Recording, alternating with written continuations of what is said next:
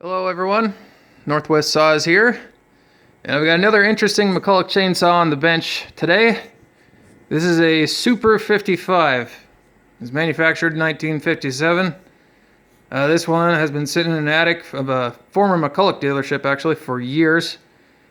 It's pretty dirty, in rough shape, definitely had some better days. It's mostly complete though. It is missing the filter cover and the air filter. Otherwise everything else is there. Very dirty though. Decent amount of oxidation and buildup over the years. One cool feature is still has the original bar on it, 20 inch. And it's got 9/16 chain on there. It's Oregon chain in .063 gauge. Full comp. Get a little closer, you can see this is rounded edge, chipper chain there. And it's in new condition. Just got some rust on there, but looks like it should come off fairly easy. There's a transmission here. This is a gear drive. Pretty filthy on this side. I'll turn it around there so you can see the rest of it. You can still see the little single goose sticker on there. It's faded pretty bad though. Fair amount of gunk on this. I'll take this cover off so you can see under there. Yeah, look at how filthy that is. A little bit of dry rot on the coil. Little piece that's already missing right here. This is one of the early kart motors. 80cc. There's so much gunk built up between this flywheel and the housing here that this is seized up tight. It's not moving. Everything in that motor, in fact, it's gunked up pretty bad. I took the carburetor off. Let's see what the situation was down here. Take a look at that adapter. There's a fair amount of gunk and buildup in there. And hopefully this adapter piece is not shot from any pitting anywhere, but we'll see. Carburetor does also have some buildup in here. Not terrible, but it's there. Hopefully after we clean this we won't find any or too much in the way of pitting.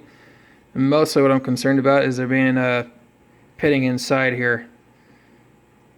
Hopefully it's not too bad, or if there is, maybe we can take a soda blaster to it or something like that and get that pitting out of there. One would hope. This fuel cap and the oil cap are seized on there tight. That's going to be fun wrenching those off of there. I'll turn this around for you.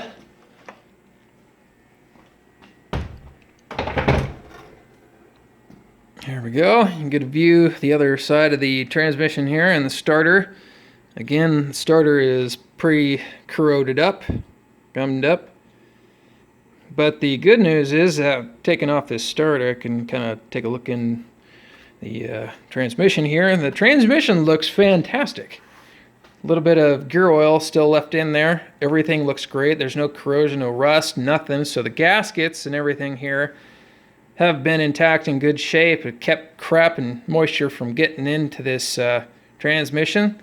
So that's a big plus here.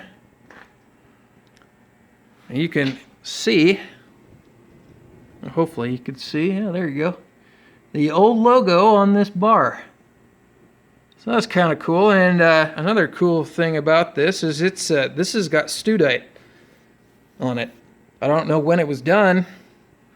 The fellow that sold me the saw didn't really have much information for me on it, but there is Studite. So that's kind of cool. Accounts for this being in such decent shape. After putting Studite on these bars, it made them damn near indestructible.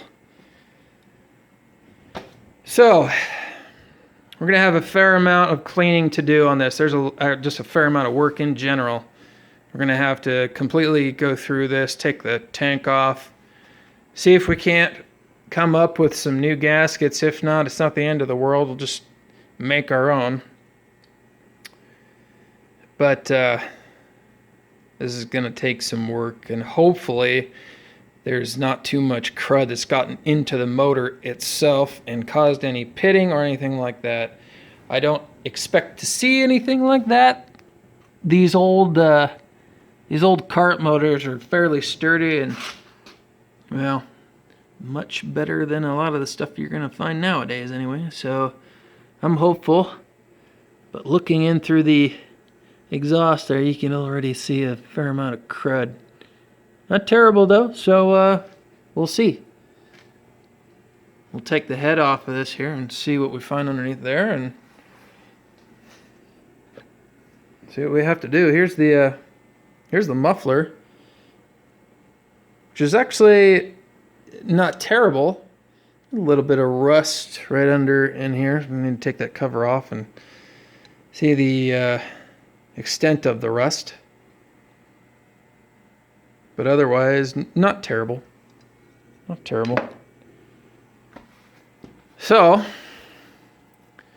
might take a little bit of time, but I'm going to try to get this thing back in working condition. I would like to put some new paint on it, but we'll see. It definitely needs it.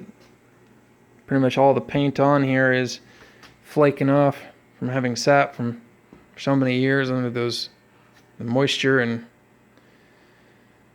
the cold and all that other crap. So, yeah, we'll see what happens.